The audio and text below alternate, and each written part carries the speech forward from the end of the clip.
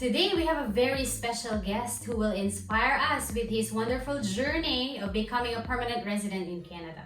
So without further ado, let me introduce to you one of our very special guests today, Mr. Marvin Juan. Hello everyone, my name is Marvin Juan and I just became a permanent resident in Canada under Agri-Food Pilot program. Thank you so much, Marvin, and congratulations. We are so happy for you. Thank you so much, Mambi. Thank you. And you know what? We are so blessed that we are a part of your journey. We have been watching you since the beginning until the end, and we have been waiting together. We are so grateful that you're very cooperative and you always is supporting us, and we love it. And today we are so blessed and we are so happy to share to everybody else that Marvin is already a permanent resident in Canada. And today we will know how he became a permanent resident in Canada. So Marvin, we have a lot of questions for you, and we hope to hear like a lot of positive inspiration to everybody else who is watching us today. So yes, let's start our question first. Like Marvin came to Canada, I believe it was like 2 years or 3 years ago. Yeah, it's 2 years ago. So I came here last 2019 actually. So that's August 2019. So it's gonna be 3 years this coming August. Wow. Yeah. And that's amazing. Like 3 years after he came to Canada as a worker, he came to Canada as a farm laborer. General farm laborer. So Yes, that's ma'am. like NOC 8431. So he came here, and then now look at him. He's a permanent resident within a span of like less than 3 years, and anybody else could become a permanent resident too. So that's why we are here today talking about the pathways that he used. So Marvin, can you tell them what is the pathway for permanent residents that we use to apply for your permanent residence in Canada? Ang pathway na ginamit namin sa pag-a-apply ko ng permanent resident in Canada is Agri-Food Pilot program.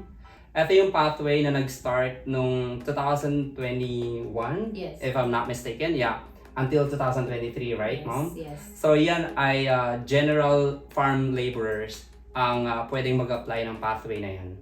Yeah, so the Agri-Food Pilot is a pilot that helps the Canadian agri-food sector, and this pathway allows a lot of farm workers to apply for permanent residence. Specifically for Marvin's occupation, which is under NOC 8431, they were given a slot of 200 applicants per year only. So we were so blessed that Marvin was included. Because can you tell them, Marvin, what we did, like how we started and what day we started for your application for, I believe that was year 2022? Yeah, that was year 2022. Oh, no, not 2022. No, it's 2020 year, or 2021? it's 2021. Yeah. Okay, Yeah. so can you tell them how we started your application? Like what day you came to the office? Well, nung una, nakita ko yung may mga kakilala ako na kakilala ang AV Lucky. So, sinabi nila sa akin na ang AV Lucky daw ay immigration consultant. So, kinuha ko yung address sa kanila at binigay sa akin.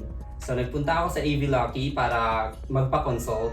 And then, ang AV Lucky ay on hand talaga sila na tumulong. Then, after ng consultation, tiningnan nila kung saan ako pwedeng ipasok. Then, nakita nila yung pathway ko. Then, ginaid nila ako. Then, binigyan nila ako ng inspiration para gawin yung proseso or para makapag-antay dun sa proseso na gagawin namin. Well, thank you so much, Marvin. That is so amazing. Your words are so kind, and you know that inspires us to actually provide excellent service to everybody else. And we are so glad and we are so happy that we're able to be a part of your journey and that you found us. You know. Yes, Mom. I feel blessed because I found you. And Thank you so yes, much. Mom.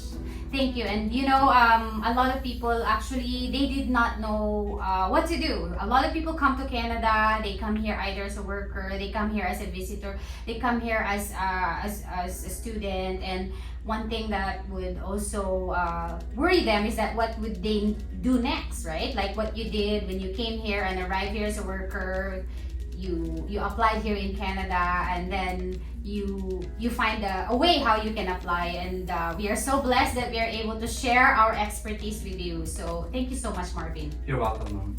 And another question, Marvin, is that so when you applied for initially before you met us, so I understand that you came from Taiwan, so you were working in Taiwan as a factory worker. And my question is that what qualifies you to become eligible under the occupation under NOC 8431, which is the general farm worker. So what is in you that makes you qualified to apply for this position? Well, sa Taiwan po kasi ma'am, may isang agency na hiring sila for general farm laborer. So dun sa hiring nila, ang tinitingnan na qualification ng isang aplikante ay yung dapat may experience ka sa isang farm sa Pilipinas or kahit saang bansa ka nagtrabaho na may farm experience ka. Just like for example, sa akin, when I was 17, nagtatrabaho ako sa farm ng tita ko. So, nagtrabaho ako dun sa loob ng 3 taon habang nag-aaral. At ginamit ko yung experience ko yon para makapag-apply ako dito sa Canada kasi yung qualification na kinukuha ng general farm laborer ng Canada ay nakapagtrabaho ka ng farm, may experience ka ng farm, kahit na anong livestock, ay kahit na anong animals yan na inalagaan mo. So any experience yes, po, under livestock? Under livestock. Yeah. Na trabaho mo sa Pilipinas. Okay. So, yan ay qualified siya sa general farm laborer dito sa Canada. It is a very, actually, it's an occupation that is really like a very special occupation because not many actually can do what you're doing. So can you tell them exactly what you do in Canada as a general farm worker? As a general farm worker, we do a lot of things. So, ang aming inaalagaan ay turkey. So, nasa wow. turkey farm kami, ma'am. Yeah, yes. you know Marvin, in the Philippines, turkey is very expensive. Yes, ma'am. Right? It's very expensive in Very the Philippines. expensive. So, what is it for? Like, why are you raising turkeys? Like, what are your products in your company? Okay, so we have 2 products in our company, in our farm. So we have the turkey and the eggs. So yeah, we have 4 barns in a farm. So what we raise is the 2 barns we raise for meat, and the 2 barns is for laying eggs. Eggs, yeah. Yes, ma'am. So is that the egg that we buy in the grocery store? No, ma'am. No? So actually, we do the artificial insemination, right? So those eggs are going to the different farm or client. Oh, for yes, raising turkeys again. For raising turkeys again. See. Yeah, yung itlog po ay hindi siya para sa pagkain ng tao. No. So yes po. Bale, yung itlog po ay papipisain uli para sa next generation yeah, po. Wow. Yes po. That's amazing, and it must be a very big farm. It is a very big farm, ma'am. Well, we have 25 countries po na Hendrix. Yes po. No, ma'am. The Hendrix Genetics has a meron po siya sa 25 countries. Oh, I see. Yung company po namin. Not only in Canada? Not only in Canada. Oh, wow. So we have in US and in other countries po. I see. And is that the same, is that connected? Like the company? Yes po, they are connected po. Wow. Isn't that amazing? So if you're watching today, maybe one day you'll be working in the company of Marvin too, right? So that's so amazing, like this is a job that when I remember I was in the Philippines, it's not something like a very special job, but when you come to Canada, it is something that you can utilize to cultivate and, use your skill to excel in this type of position, right? Like this is something like a specialty. It's like you are majoring something, like this is your major field, and it's so amazing how the company can trust a Filipino like Marvin. And I do believe too Marvin is such a good person, and that's why he got the quality, he does have the experience too. And as far as I can remember, he mentioned that he had an experience when he was still in college, he's studying, and he had a part-time job to his aunt who owns a farm, and he was able to apply under this category. So now, let's ask Marvin. Marvin, how did you actually apply for this pathway? Like, what are the qualifications that you gave us that made you qualify to apply for this? Okay. Ang mga qualifications para sa Agri-Food Pilot ay kailangan magkaroon ka lang ng grade 12 sa Pilipinas. So, meron na tayong grade 12 sa Pilipinas. So, Actually, equivalent yun in Canadian education because remember, you did have an assessment under West. WES po, Yeah. yes po.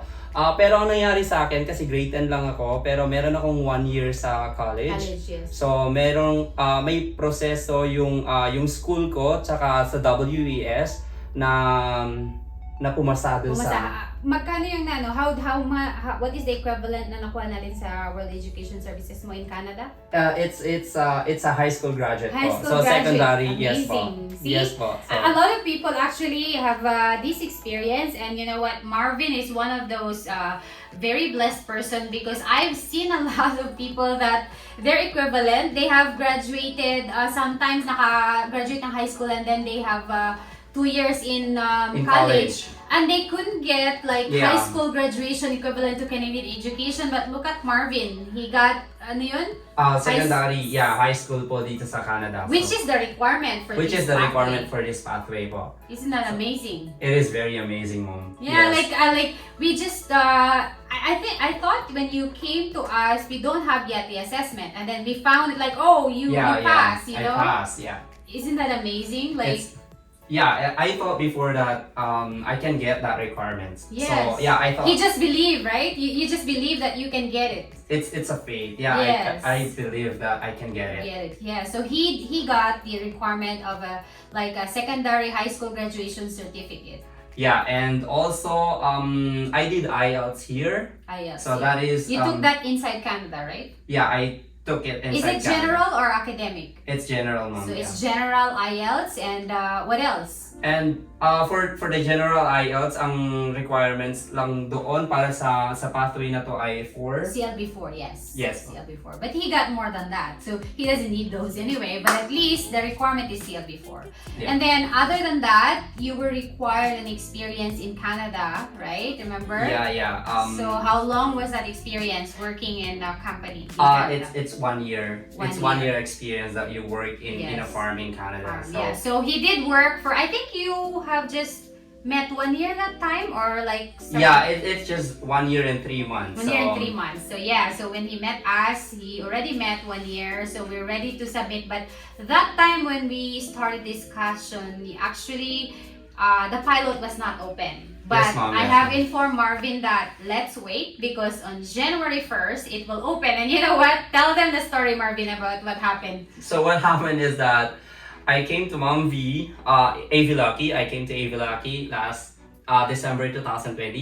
So she said that we're gonna submit it in January 1. So habang may mga nag-aano na okasyon sa January 1, Yeah, New Year, kami di ba? naman sa New Year, kami naman ni Ma'am V ay inaasikaso naman ni Yes. Ma'am V yung aking papel Yes. para sa permanent residence. So that dito mauna sa lang Canada. talaga tayo, di ba? Yes, para lang mauna kami dun sa ano kasi may quota nga sa Yeah. namin sa trabaho namin. Which is, ilan yun? Which is 200 lang yung quota ng ng Per year yun per year. So pag nakapasa na lahat, tapos nahuli sila, hindi na talaga. But hindi kami na-miss kasi nakapasok talaga kami. Nakapasok kami sa mas Early maaga. bird. So early Early bird. bird. Yeah, so now, then that's what happened to Marvin. But then, after that, pandemic came. Remember, Marvin? Yes, Talagang Ma'am. it So- was like, the processing took us a little while. And can you share us about your experience, how you can inspire those who are waiting today? Because I know there's a lot of people that are waiting for their permanent residence in Canada. Maybe you can let them know. Maybe you can inspire them. I know you felt like worried at a certain point, and how you felt about it. Can you tell them? Yeah, as in sobrang nag-worried na rin ako sa process ko noon sa permanent residence ko. Kasi nung time na nagpasa ako, mahigit 1 taon na kako wala pa rin. So, ako naman namang problema na. Pero, faith lang talaga. Sabi, sa process, lahat naman nagpa-process ng permanent resident dito sa Canada ay may process talaga. So, kailangan talaga ng faith, kailangan na pag-aantay. Wala yun sa kasabay mo o mas nauna ka o mas nahuli sa'yo ng process. Andun lang talaga yun sa sa proseso ng immigration. So andun na yung point na kumuha ako ng second opinion sa ibang sa ibang agency or sa ibang consultant talaga.